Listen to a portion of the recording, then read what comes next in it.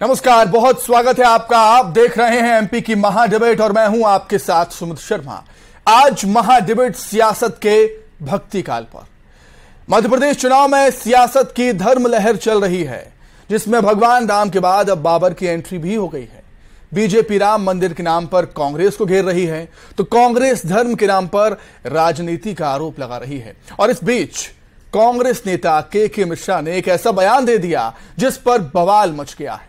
उस बयान पर तो बात करेंगे ही। आखिर सभी मुद्दों को भुलाकर चुनाव में धर्म की मुख्य मुद्दा क्यों बन जाता है, इस पर भी चर्चा होगी। कई खास मेहमान हमारे साथ जुड़ेंगे, सवालों के जवाब हम जानेंगे, लेकिन उससे पहले एक रिपोर्ट देख लीजिए आप।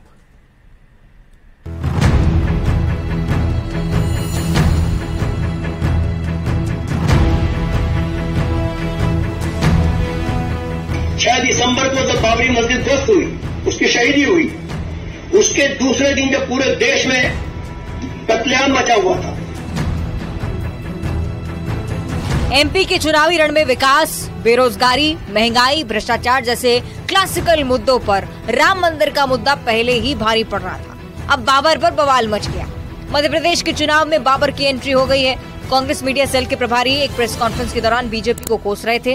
इस दौरान उन्होंने बाबरी मस्जिद का जिक्र किया, लेकिन वो कुछ ऐसा बोल दिए जिस पर सियासी संग्राम छिड़ गया है। के मिश्रा ने बाबरी मस्जिद को शहीद करार दे दिया। इस बयान पर सियासी तूफान आ गया है। बीजेपी हमलावर हो गई है। सभी तोपों का रुख कांग्रेस भाया बाबर मुड़ गया है। कांग्रेस पर किस तरह बरस रहे हैं बयानों के तीर, ये बताएंगे, लेकिन पहले सुनिए के मिश्रा का वो पूरा बयान जिस पर मचा है घमासान। मेरे पास वो अखबार भी है कि 6 दिसंबर को जब बाबरी मस्जिद ध्वस्त हुई, उसकी शहीदी हुई, उसके दूसरे दिन जब पूरे देश में कत्लेआम मचा हुआ था, तब इनके नेताओं ने, मुरली मनोहर जोशी ने, अडवाणी जी ने कहा था यह काम अपराधी तत्वों ने किया है, हमने नहीं किया है।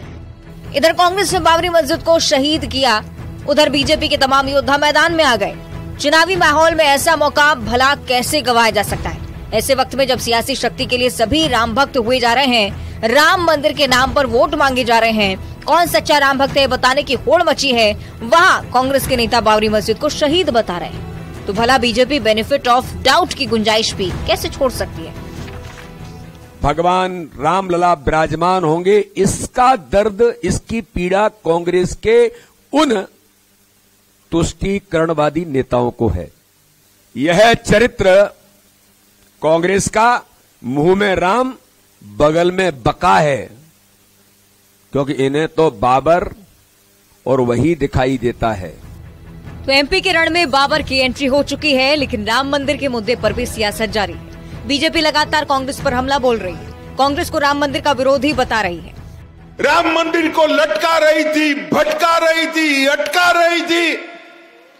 2019 में मध्य प्रदेश की जनता ने ढेर सारी सीटें देकर मोदी जी को दूसरी बार प्रधानमंत्री बनाया और मोदी जी ने चुपचाप एक दिन जाकर इसका भूमि पूजन कर दिया।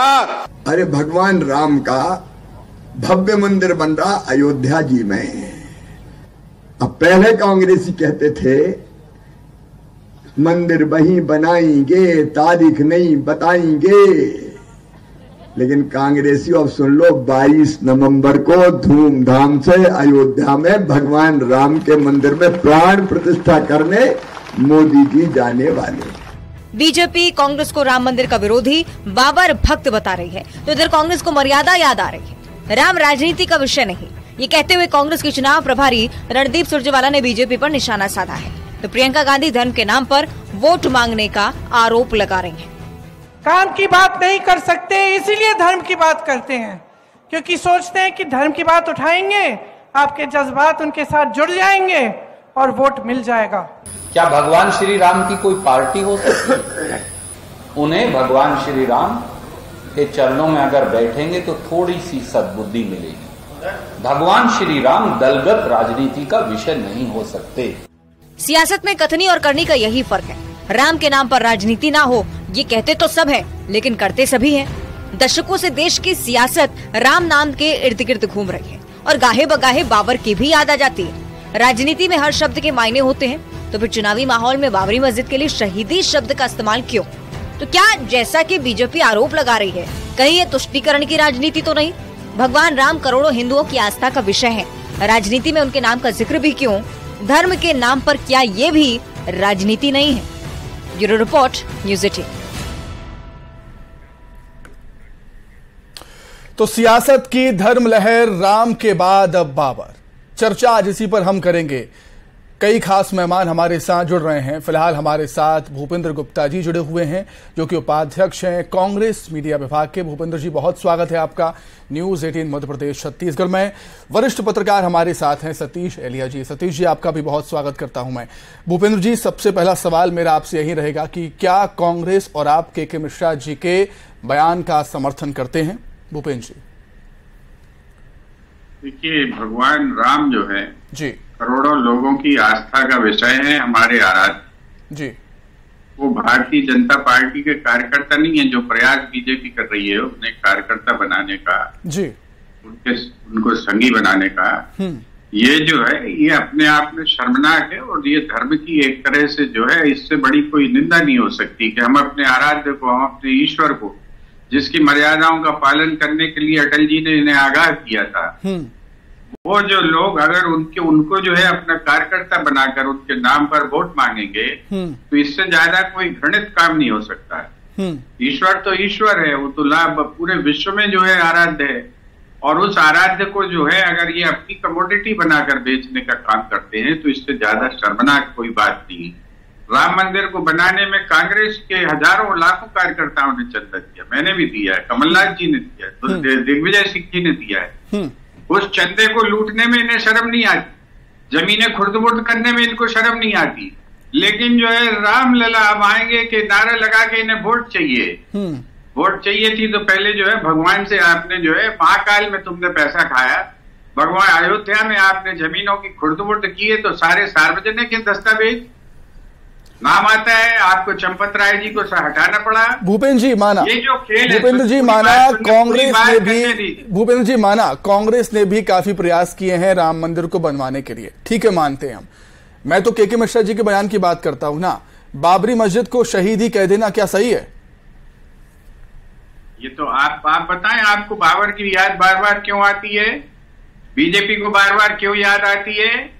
जिनसे आप जो है, जो तुम्हारे दुश्मन है, जिन्ना की मजार पर जो है फूल चढ़ाने जाते हो और यहाँ पर आकर जिन्ना को गाली बकते हो। ये भारतीय जनता पार्टी के दो चेहरे दो मुंह हैं, दो मुंह ही राजनीति है। कितने नेता इनके गए हैं वहां पर पाकिस्तान और उसकी समाधि पर फूल चढ़ाने के लिए? इनके जो विदेश। ठीक है भूपेंद्र जी, मैं लौटूंगा आपके पास। सतीश एलिया जी, वरिष्ठ पत्रकार, भी लगातार हमारे साथ जुड़े हुए हैं।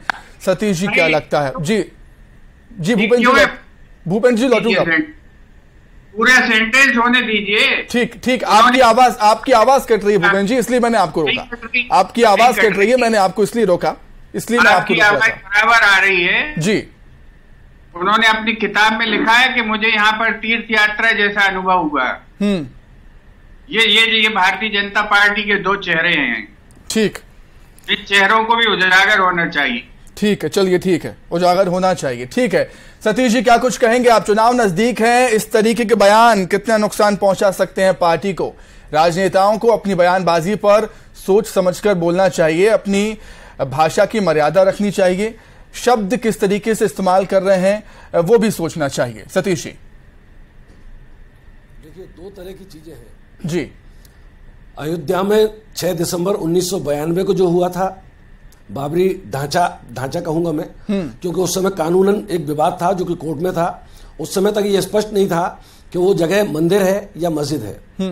एक पक्ष कहता था कि यहाँ मंदिर था और एक पक्ष कहता था कि यहाँ मस्जिद बनी हुई थी। अब जबकि फैसला बाद में आ गया कि वहाँ मंदिर की ही जगह थी, यानी कि वो मस्जिद नहीं थी, तो एक पक्ष है जो उस समय भी उसको मस्जिद कह रहा था, और जब वो गिरा दी गई, गैरकानूनी तरीके से गिराई गई थी निश्चित रूप से, तो उस समय भी वो कह रहा था कि वो शहीद हो गई।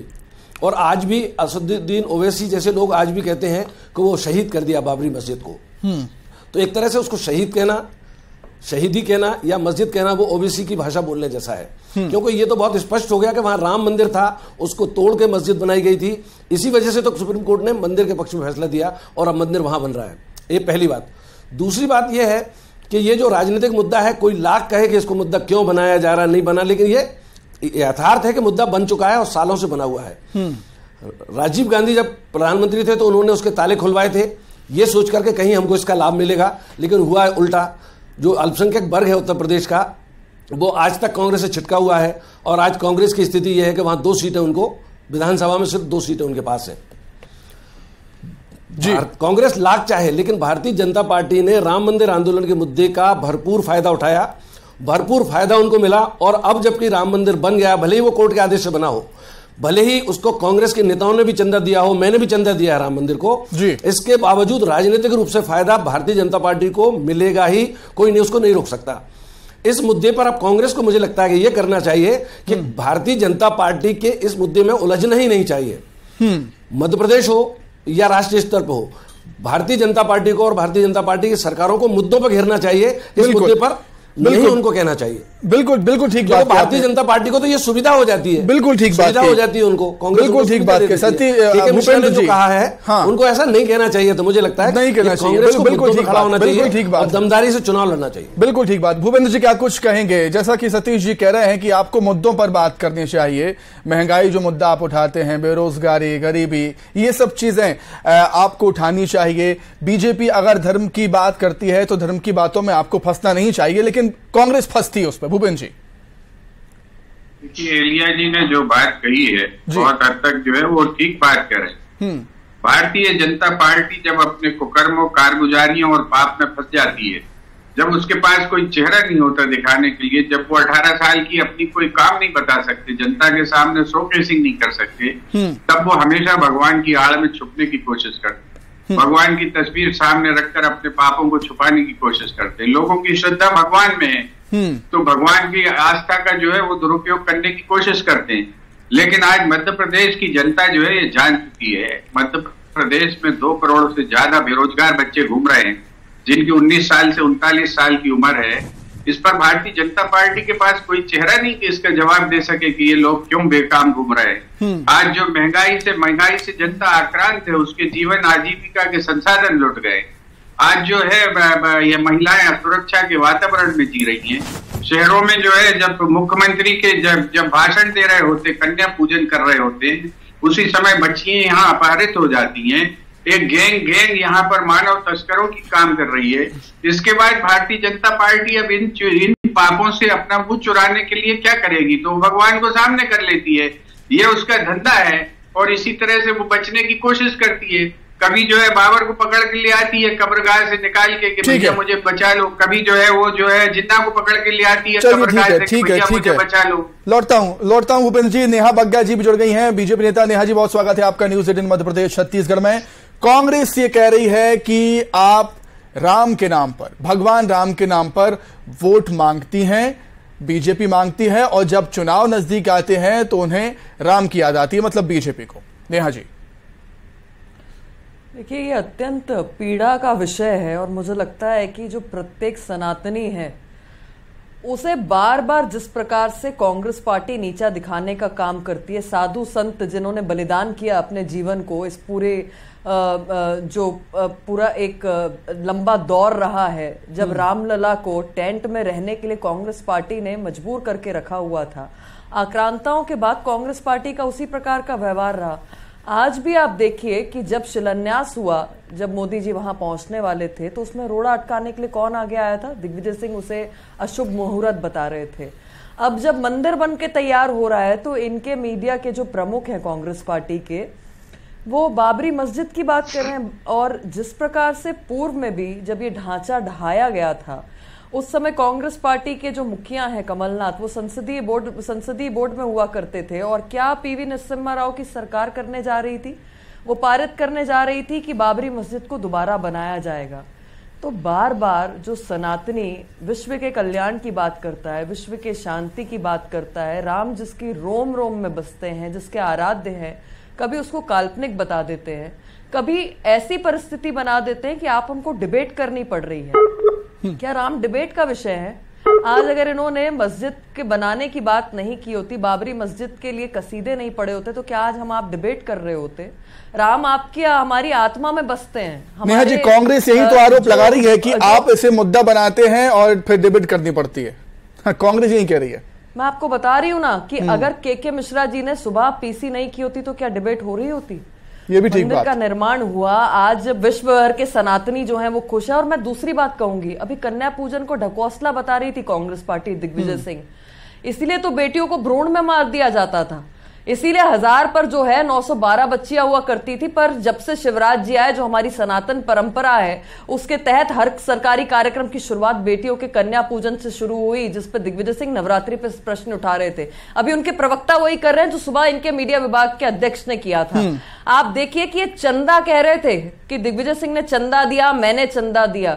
इस देश को और सनातनियों को और किसी से खतरा नहीं है, इस प्रकार के हिंदुओं से ही ज्यादा खतरा है जो चुनाव समय हिंदू बन जाते हैं। वो चंदा नहीं था भूपेंद्र गुप्ता जी, वो समर्पण निधि थी। ठीक है, जो हमारे जीवन में श्री राम की भूमिका है, जो श्री राम ने हमें जिस राह पर चलना सिखाया है, जिस भाव से जीना सिखाया है, उनके प्रति हम समर्पण कर रहे थे। जो ठीक बात है, ठीक, समर्पण था, वो चंदा नहीं था, समर्पण था। ठीक है नेहा जी, नेहा जी लौटूंगा, दोबारा समय दूंगा। नेहा जी दोबारा आपके पास लौटूंगा। नेहा जी मूल है, यही मूल है कांग्रेस पार्टी। ठीक है नेहा जी, दोबारा लौटता हूं। भूपेंद्र जी, आप कह रहे हैं कि कांग्रेस राम के नाम पर राजनीति सियासत नहीं करती है, फिर आपके प्रत्याशी क्यों कहते हैं कि अगर मैं जीतता हूं तो विधानसभा क्षेत्र में राम मंदिर बनवाएंगे? भूपेंद्र जी, कहां पर कह रहे हैं राम मंदिर क्यों नहीं बनवाएंगे? हम हनुमान जी का मंदिर बनवा सकते हैं, तो राम का मंदिर नहीं बनवा सकते, सीता जी का मंदिर नहीं बनवा सकते। इस पर आपको आपत्ति है क्या? नहीं, आपत्ति, भारतीय जनता पार्टी को इस पर आपत्ति है क्या? जी,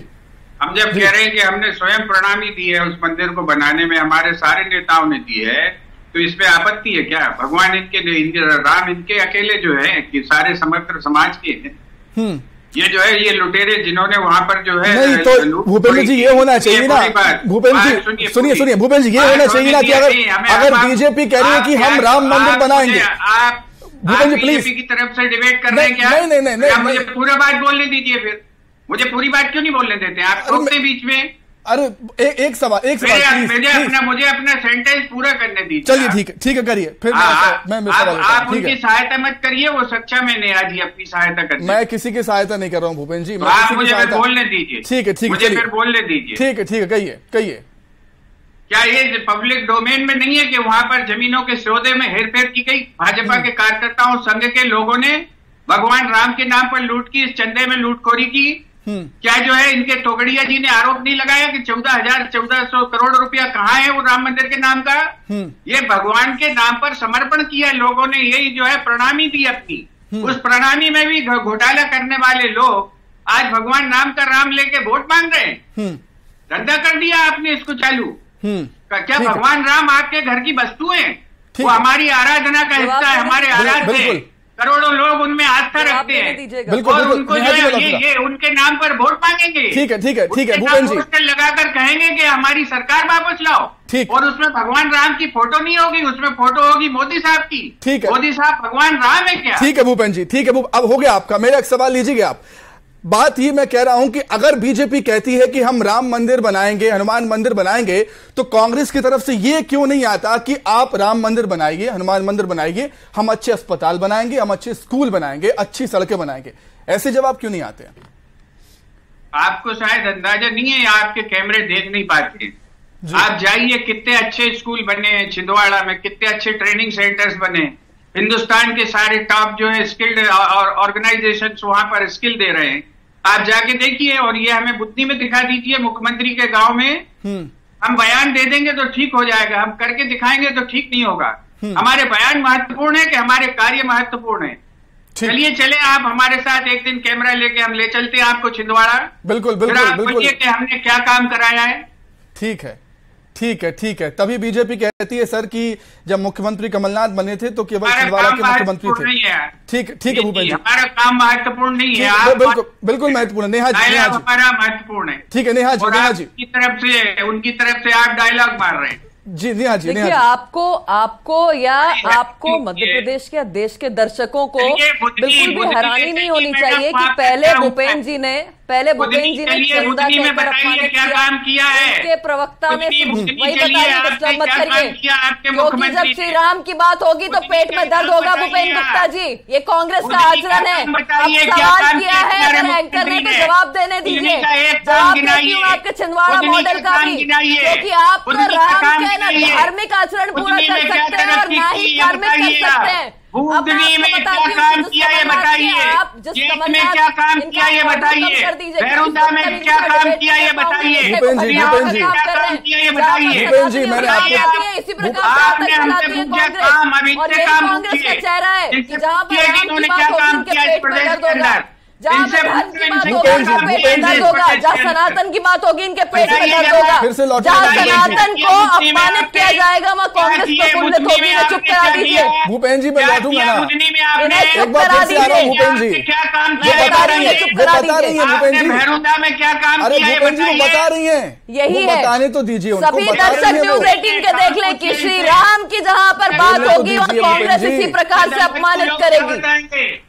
कल तक तो ये अब ये भाषा पे आ गए। ठीक है, राम के आचरण का, ये राम के आचरण का दर्शक भी देख सकते हैं, सुन सकते हैं कि जब राजनीति में धर्म और सियासत की बात होती है, राजनीति में धर्म और सियासत की बात होती है तो कितनी गर्माहट आ जाती है सियासत में। बहस किस तरीके से होती है, डिबेट किस तरीके से होती है, कोई किसी को सुनने को तैयार नहीं। ये फैसला हम जनता पर छोड़ते हैं कि कौन राम भक्त है और कौन विकास भक्त। आप सभी का जुड़ने के लिए बहुत धन्यवाद, चर्चा में शामिल होने के लिए आप सभी का बहुत शुक्रिया। और इसी के साथ ही महाडिबेट में इतना ही। नमस्कार।